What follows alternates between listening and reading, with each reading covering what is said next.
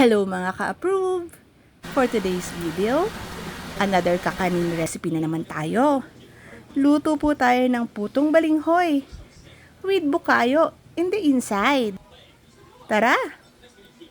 Una po ay nagkahid po muna kami ng 4 na piraso ng kamoting kahoy. Pinigaan na po natin yan para pumawala yung pait niyan. Medyo binilad na rin po namin para tuyot talaga.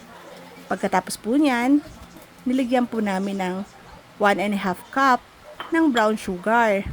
Wala po kasi kaming white that time. Pero mas maganda po kung white sugar ang gamitin natin para medyo maputi yung puto natin. Ayan po, haluin lang po natin. Mas madali po kung kamay yung gagamitin natin.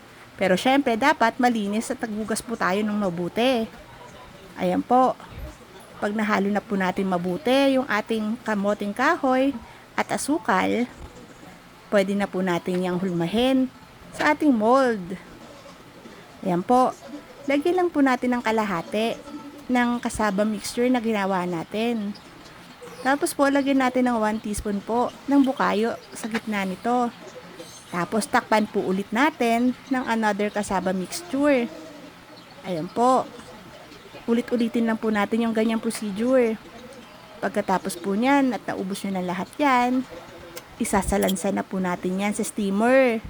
Nagpakulo na po kami ng tubig ahead para po isasalang na lang po natin yan pagkatapos. Ayan po, natapos na po natin ang paglalagay sa mold. Ilagay na po natin siya sa ating steamer. Mga 1 hour po natin yung isi-steam para sigurado pong lutong-luto ang ating kamoting kahoy. After po ng 1 hour, ayan na po. Buo na po ang ating putong balinghoy. Palamigin lang po natin yan. Pag lumamig na po, mga after 30 minutes, pwede na po natin iserve yan. Ilipat na po natin sa lalagyan. At tayo na po, magmerienda na. Tara, kain na ulit tayo.